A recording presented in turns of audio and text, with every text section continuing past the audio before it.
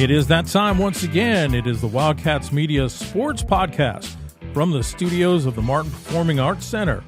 Let's send it over to your host, Adàn Wright. What's up, everybody? Today, we're not going to do our normal sports podcast on the Tuesday. We're going to do an interview today, and with me today, I have, as normal, Bryson Baloney, Danny KALB, and Seth Bynog. And joining us today, and joining us today will be Julia Keller. Julia, how you doing? I'm good. Thank you guys so much for having me. All right, so Bryson, you're the number one question guy. Yeah, he knows tradition. He always asks the first question. Do we need to give a short introduction first? Yes, I want to. I don't personally know her. I think y'all kind of know who she is, but I don't. So can you tell me about yourself and who you are? So I actually attended LC for 4 years. I graduated in 2024. Wow. It's been a little while. And so I played softball here for a couple of years, and then I got injured, and I met Mr. Al. And through Mr. Al, he got me into the media department, and I was able to do some graphics and stuff for you guys at the beginning. And so I made some of the graphics for Chapel, and then eventually he made me try anchoring on the desk, and I fell in love with it. I told him he was crazy the first time, but I really liked it, and so therefore I got an internship with KALB during my senior year, my last semester, and through that I ended up going to SEJC with you guys and winning some awards with you guys through that, and I ended up getting hired at KALB, and so I've been there. Oh, okay. Well, how many years have you been at KLB? So I am about a year and a half now, so. Oh, you like it there? I do like it, yes. So you said, I guess let's start with softball. I mean, you were a softball player at first. So like what happened there? How did all that? Obviously, you said you got hurt, but tell us more about it. So I played softball my entire life. Sports has always been something that I have enjoyed and loved. And so I originally was looking at some other schools, and through a bunch of different scenarios, I ended up coming here with Coach Barry, who is formerly here. And so it was really exciting to be able to come play college softball. And so I played for about 2 years. I'd actually torn my meniscus my sophomore year of high school. We didn't do surgery. We just kind of worked on it through physical therapy. And so I was able to kind of come back in to softball. And so the way I actually pitched was the reason I tore my meniscus. And so I ended up doing it again the second time my sophomore year. Apparently those were cursed for me. And so my sophomore year I got hurt, and I had to sit in the press box and kind of work game day stuff. And so Mr. Al was the PA announcer for softball at the time. And I don't know if you're still doing it these days, but and so he was PAing for us, and so we had a lot of conversations in that press box. And so one of the things is I was a management marketing major, and I love doing graphics and graphic design and those kind of things. And so he wanted me to just kind of help him with some of those graphics for Chapel, some of those sports graphics, game day graphics, things like that. And so it kind of being injured, of course, was probably the worst thing in the world at that time for me, but it was almost a blessing because it really did get me into what I'm doing now. Did you ever have them surgeries? I ended up having a surgery my sophomore year. Okay. I had a full meniscus tear, and they shaved the plica, which I'm not 100% sure what that is, but Doesn't sound fun. no, It's not. Yeah, a little painful. A little. a little.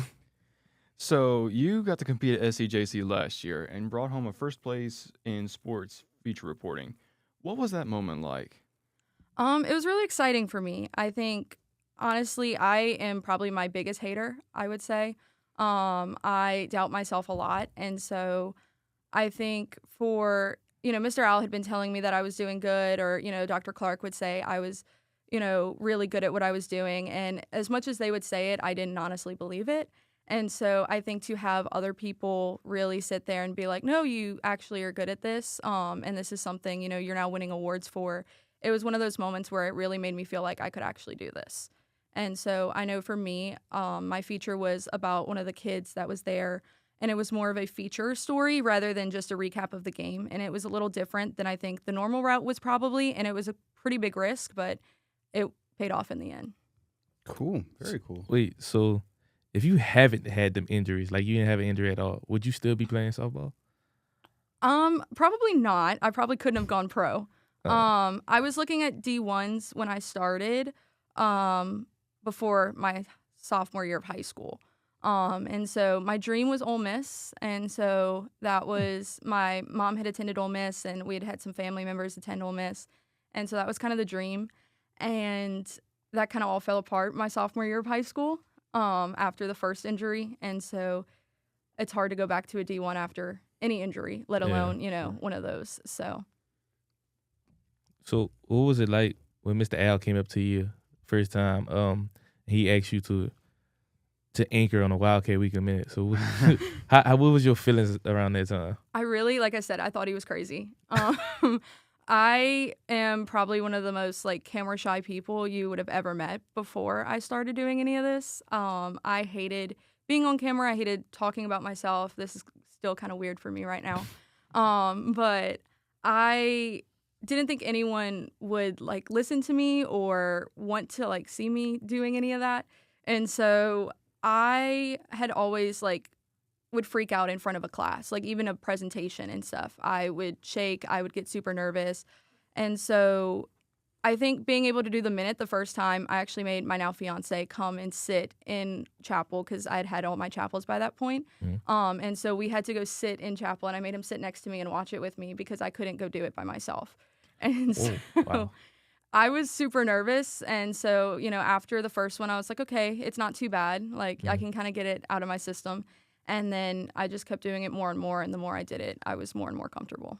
And so after, was it into your senior year? So that's the spring season or spring semester. You started working at KALB or interning at KALB, the local news station. So tell us about that internship. What was that like for you?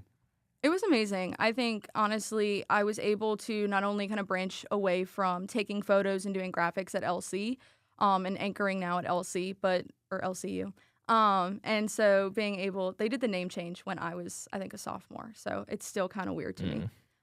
So I was able to really kind of step into different sports through, the community. So you start touching high school. At that point, I was in the end of basketball season, and I did baseball and softball as well during that stint of my internship. And so it was really cool to be able to see other sports and other levels of sports and being able to just kind of figure out their stories. And, at the end of the day, they're athletes on the field, and that's what we see all the time, but there is so much more to them than just what they do on the field. So being a former athlete, obviously you played softball. Did that kind of help you make stories when you were going out and going to those different sports games, just making stories for KALB? I think so. I think with being a former athlete and, of course, high school, college athlete, you really get to understand them a lot better, and they, are going to open up to you, I feel like, a little bit more. So sometimes I've talked with other athletes about injuries. I've talked to them about, just being in college and playing college and having to deal with that schedule. And so you really do find, sometimes they want to open up to you more about some of those topics rather than just kind of keeping them. And it kind of helps with your storytelling when you're doing I do Athlete of the Week all the time, every week, which is a weekly feature we do on KALB. And so being able to highlight some of those athletes and kind of show that even though you can get injured and injuries do happen, you can always overcome them. So what's your main role for KLB? What do you do? What do you do? What do you do? I am a sports reporter. So do you want me to do a day, week or? Yeah. Sure, Yeah. go for it. Yeah, what's your schedule like? My schedule's kind of crazy. I'm not going to lie. So I'm actually off on Mondays and Tuesdays. And so that is my weekend. And so it's kind of nice sometimes. You get to go shopping. You get to go to the grocery store. There's not a lot of people. They're not going to stop you and ask you about any kind of sporting events or anything. So That happens a lot? It does. Oh, okay. Really? Yeah. You'd be surprised. You go to different events. You go to different places. As me and my fiance always talk about it when we go to a restaurant or something, it's that look. And you just know that the people are staring and they're trying to figure out where they know you from or they have already placed where they know you from. And then the rest of the table then turns at the same time. It's kind of one of those awkward moments. Very cool. But on Wednesdays, I come in, I go and shoot Athlete of the Week. And so I don't think say where we're going tomorrow, but we go to a place, we go and shoot our Athlete of the Week. I put all of that together on a Wednesday. And then that package would be shown on Thursday at our 6 and 10 o'clock shows. So that's about a 250 to 3 minute feature, I would say, on a specific athlete, whether it be on anything about what they did last week or an injury or other things that they've had, in their life that they've overcome or that they've been doing. So on Thursdays, in order to go shoot football, I go shoot a Thursday night football game right now in the fall. And so I think I have Gina this week, and so I will go to Gina and go shoot their Thursday night football game because they had to move it due to ref shortages. And so we'll be able to go shoot their football game, be able to get those highlights, depending on what time we get back, depending on sound and getting interviews, things like that. We'll then come back into studio, cut all of that. If I don't cut that, then I show up Friday morning. I'll cut that around noon, go do fifth quarter. So we do 4, 5, 6 live hits from wherever their game of the week is. So this week it'll be at Buckeye, so it'll be a Halloween theme, so it'll be a little bit fun. And so we'll all be dressed up and all that great stuff. But who are you dressed up as? I'm gonna be thing 1 or thing 2. We haven't decided which one. I guess I don't know if anybody else knows, but who's the other people who are going to be your other things? Victoria, who does our digital desk, she's going to either be thing 1 or 2. We haven't, like I said, decided who's 1 or 2. And then Jake Lambright, our meteorologist, is going to be the Cat in the Hat. Awesome. It should be fun. If we can get it all together by Friday, it should be fun. And so that's about Friday. We do, I come in around noon. I probably don't leave the building until midnight, around that time. And then, so pretty long day on Friday. And then Saturday is pretty much college football or college soccer or, whoever's kind of playing college-wise. And then Sunday we shoot Sports Night, which is our sports show that we have. And there's a not new segment, but it's a segment that I kind of created, which is Puppy Picks. We bring in a dog. We let them pick the game of the week for the next week. And it's always to do with animal shelters and trying to get dogs and stuff adopted, which was something that I was really proud of. And so that's kind of what my week looks like. Do most of the dogs pick right? Sometimes. Sometimes the dogs have better records than I do. So that's kind of crazy. I'd probably be same boat as Bryson. Bryson's not. I knew you was going to say something about it. I knew it was coming. He is the worst picker in the class. Not even the dogs can beat me. All right, bro. He's the best picker. It's on accident too. So is it like kind of rough sometimes, like doing those weekends? Because Monday, Tuesday is your weekend, but like everybody else, it's Friday, Saturday, Sunday. So is that kind of difficult? It is sometimes. I think a lot of times people want to do things on the weekend, and I don't always have the time, or you're having to take off to be able to go do certain things. But it also is really nice to have Monday and Tuesday be your weekends. Like I said, you get to go shopping, or like there's not as many crowds when you go places because you can go at noon, and everybody's in school or at work, and so it's kind of nice. That's so cool. how you know what high school or college to be at the time? Like, how do y'all pick that? So you kind of have to look at schedules, and so it kind of depends on a lot of who's playing who. One big thing that I try and push is making sure we see as many schools as we possibly can throughout a season. And so, for instance, for football right now, we have 30 schools for high school that we see and we cover. And so you try and see as many of them as possible. I know in basketball, we get into like the 110 when you put girls and boys together. And so you're looking at 110 teams. Of course, you can't see everyone every single week or even, every single month. And you just really try and hit those big games. When the Pineville and Ashes meet for the Red River rivalries, you want to see them at least once throughout that, journey. Because sometimes I know in basketball, I think they'll play twice, or even baseball, they'll play a series. And so you really try and see the teams as much as you possibly can with as much strategy behind it as possible. And so sometimes you just end up in random places because somebody moved a game, or sometimes, it does help to be able to see as many people as possible. So like, you've done a bunch of stuff here with KALB. One thing, the Super Bowl. So what's that? I mean, going to places like that, and then was it SEC Media Day? Yes. So tell us about that. So we can start with, I guess, the Super Bowl. The Super Bowl was an insane experience. So I'm from New Orleans originally, and so it was really cool to be able to go back home and have the Super Bowl in my home city and be able to cover it. I think one of my most exciting things for the Super Bowl was getting the Philadelphia Eagles players to try and read like city names and street names. Oh, I remember that on seeing TikTok? that. Yes. Yeah, I seen it. That was funny. Very cool. That was so funny. one of my favorite parts, I think, of the Super Bowl, because it was night one. They honestly had no idea what was coming, and then to see the reactions from people from all over the state really was kind of cool. And like you said, it was on TikTok, so it was even cooler to be able to have that moment. I also think it was really interesting to see like halftime show. I think, everyone always talks about like the halftime shows and things. And so it's not as cool in person. I'll be blatantly honest. Really? I can see the shocked faces. Yeah, it's really different in person than it is on TV. And so I don't know if it was just this one or, excuse me, or, who it was or the kind of crowd, but it's not really like a concert as much as you would think. Because everyone's really there for the Super Bowl, not for the concert at halftime. And so it does make it kind of an interesting concept. So what do you like? So explain how's it different. So tell us about that. How's it different? Well, I can show you guys videos and stuff. Like, no one's singing, no one's, we'll look at all the videos after. But, like, there were certain parts of course, it was Kendrick. So, everyone, like, knew certain parts of his song. And I know he opened, like, that's always, of course, one of the big betting lines is, what are they going to open with? And I think he opened with a song that was, like, not released yet. So, like, no one knew what was going on or any of the words. And so it was kind of weird. And honestly, it was really cool, though. You get to say you watched a halftime for a Super Bowl. You got to see the whole Super Bowl. You kind of went in and out. I got to meet Garrett Nussmeier. I'm a huge Taylor Swift fan. And so, you see Taylor Swift on the Jumbotron. It was kind of cool. And then you also... you got. Yeah, that is as close as I'll probably ever get.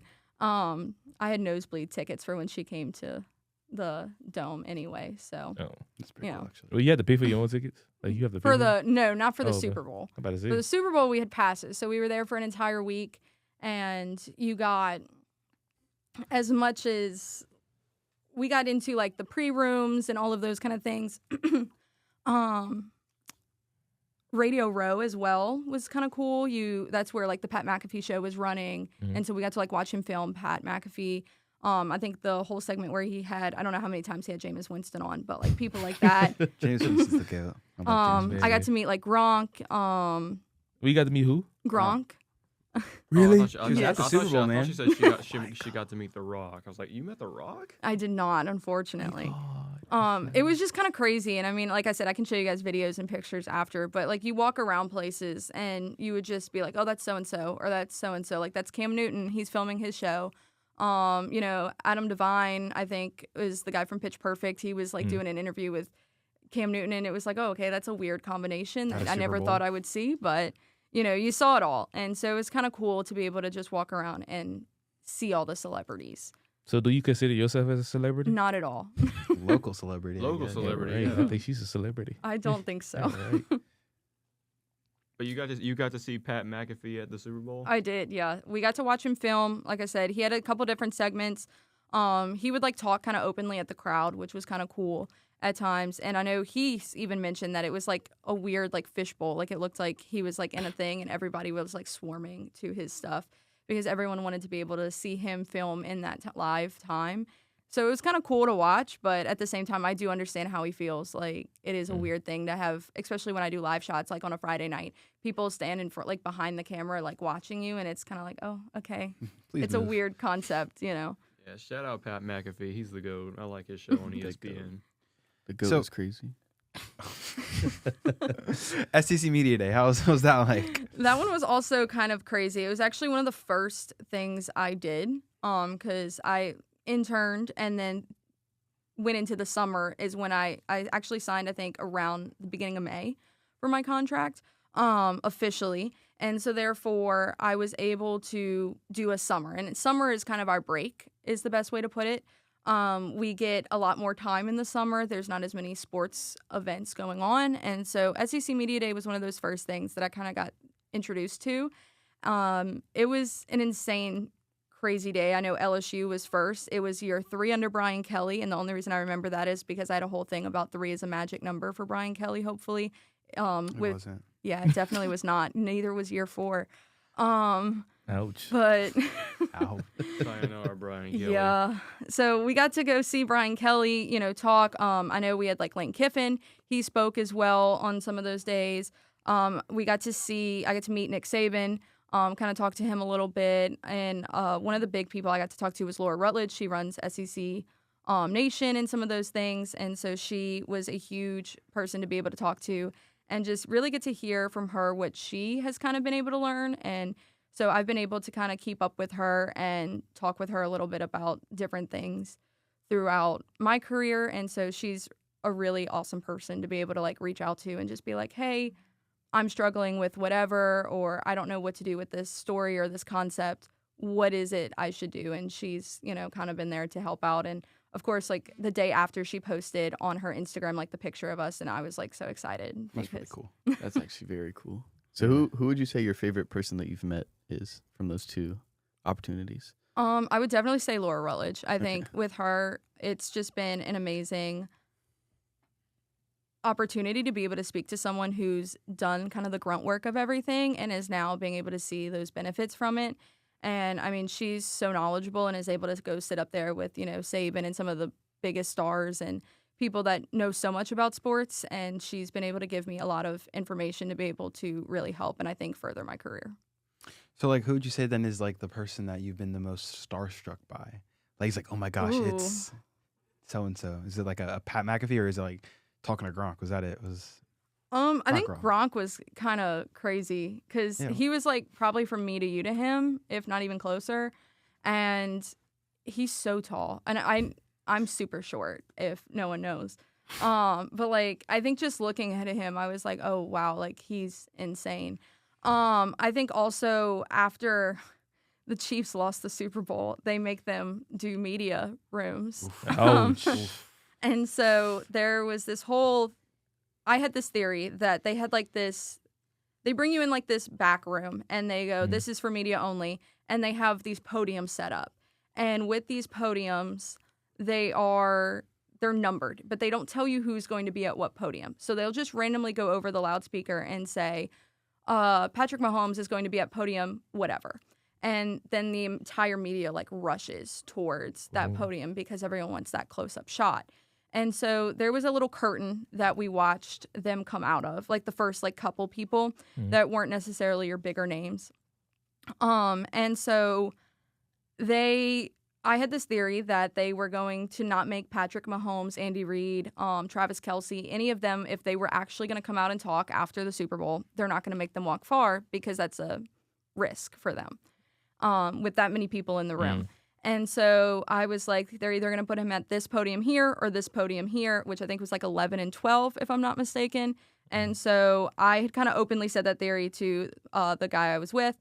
And he was like, one of the other reporters overheard and was like, we're going to trust you with that theory. And sure enough, I'm standing in front of podium number 11 and they come on the loudspeaker and they were like, Patrick Mahomes is coming out in about 5 seconds on podium 11. And I just remember looking up and seeing that like the screen changes and it goes Patrick Mahomes, podium 11.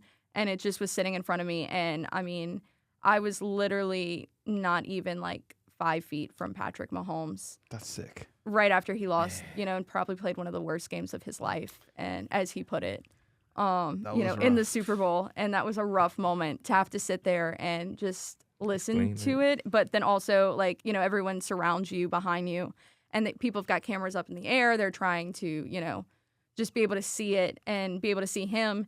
And, he's staring right at you and answered all his questions staring straight at you. So it was Did you get to ask him a question? I could have 100%, but I was kind of in that moment, didn't know what to do. So. I mean, it's just stuck. It's like the dreams to get there, and then you get there, and it's like, wait, now what? What do I do? It was definitely one of those moments because, like I said, like at the end of the day, he probably played one of the worst games of your life. It's one of those moments where you're like, what do you even say to someone after? Why were you so bad? Yeah. Explain it. Yeah, when and we just had so horribly.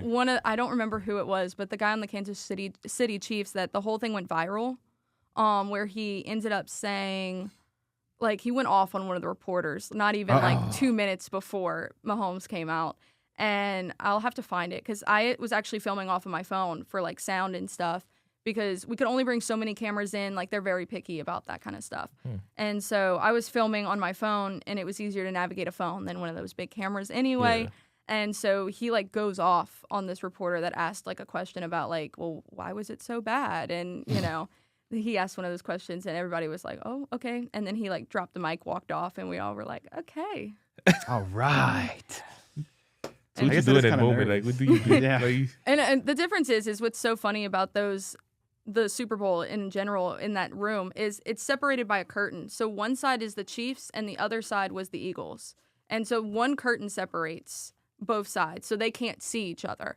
But you, as the media, could walk around to either side of the curtain. And so, like, at the end, I got, like, Saquon Barkley, you know, was, like, right in front of me again. And so, like, he's sitting here talking about how exciting it is to win a Super Bowl with his kids. You know, you probably have seen some of those videos. Like, we were standing right there, you know, with him. And, like, I know me and his kid was, like, playing, like, peekaboo at one point. And I was like... That's... you know... Well, she's a celebrity. I don't Look, care what you played peekaboo with Saquon Barkley's children.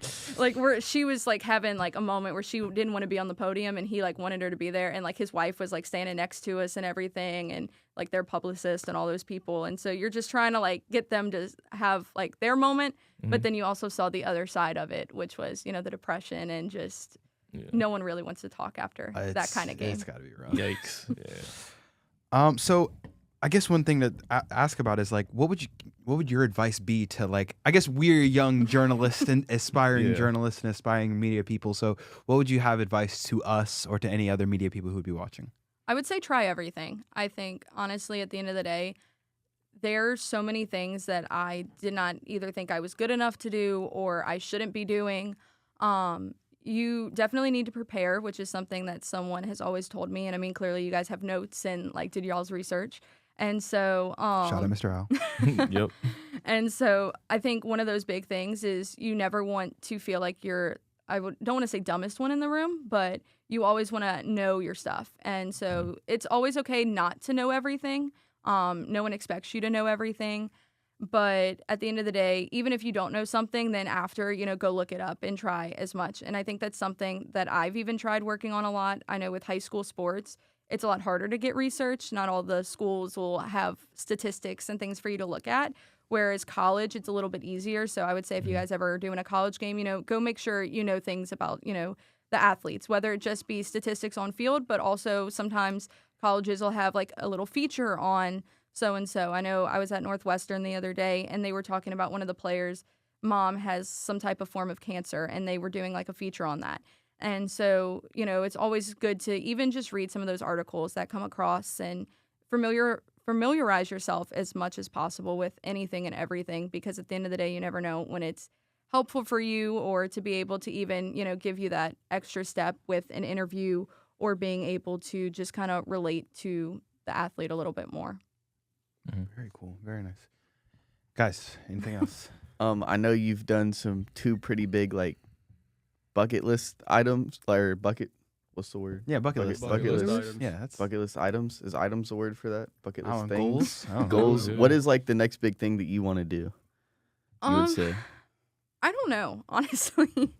I really push myself to try, like I said, everything and really wanting to dream as big as possible. I think when you stop dreaming or you don't really care about something, then you've kind of lost already. And so I think for me, I think my end goal would be to eventually be able to be on ESPN or something one day. So of course I've always got to work towards that. And so I think one thing I've learned so much about and through this job and through, you know, my time at LC or even my time with KALB, that everything is doable and that the people really do matter. And, you know, you've got to go with what they say. You know, if they want you to talk about this kid over here, you know, do your research before, of course, you go and do your own story on them. But you really need to listen to what they say. And I think I try and to take in consideration everything they say. Sometimes, you know, you use your judgment and you do the stories that you need to do. But sometimes the community knows best. And I think that is something that I really do appreciate. And I love that they've supported me through this and that I hope they continue to support me, every single day, and that I really do hope that they feel like at the end of the day that I've done my job for them. And so I think as long as I'm doing that, I think that is kind of the goal. And that even though, of course, I could probably go on and do so much more, that at the end of the day, if the community and the people don't necessarily resonate with what you're doing, it's not necessarily doing what it needs to do. Valid. So say you make it to ESPN, what would you want to do? Like argue with Stephen A? Probably not. I won't argue with I'm Stephen a little A. biased. I like baseball and softball season, so I'd probably want to do that. I also really like Formula One. I would love to be able to do that as well. And so as much as I love football and basketball, they're not my favorites. I will always be biased towards baseball and softball. I mean, you played softball, Yeah. so it makes sense. That makes sense. There is one question I have, and Danny, Bryson, Adàn, you're going to hate me for this. Are we? Yeah, mostly Bryson. Oh. You like baseball, football, Formula One, but what about WWE? I'm not going to lie, I don't know much. Good. All They right, don't. so They moving on don't from either. that, moving on from WWE, do we have He wasn't lying. He told them. Bryson? What do you have anything else? But if you can teach me, I will gladly learn He's more. the one to learn Me and from. Mr. Al will give you a crash course. There we go. Off podcast. Like I said, you always got to know as much as possible. So anytime I can learn something new, I will gladly take it. Oh, y'all looked at me. Because he called you out. I did so ask if you had anything else. You started, or are you done? No What more? you got, Banana Man? Banana Man is crazy. What? Wow. I have nothing. You must go off. We're gonna talk after this podcast. Julia, do you Seth. have anything else you'd like to say to the American people who are The watching? American- Not No, I everyone's mean- American that watches, dude. Oh, or the international people. Well, There we you have go. had a lot of international There you people. go. So Yeah. to the people, the The people. people, There you go. yeah, of course. Right. I appreciate it. I think it's always awkward talking about yourself. I mean, I don't necessarily like it. I like talking about other people's stories rather than my own. But I mean, no, like I said, I mean, hopefully the community resonates with everything we said. And, if there's anything they want me to touch on or any stories that they have, I mean, of course, reach out. I think my email's on the KALB website. So I'd love to be able to look into it and be able to tell other people's stories. But I appreciate you guys so much. Awesome. Well, Thanks for thank you coming. for having us. Thank you for being here with us. I've been on Bryson Baloney, Danny KALB, Seth Beinog, with Julia Keller, and on the board we have Mr. Al Cordamont. So thank you guys. We'll see you next time.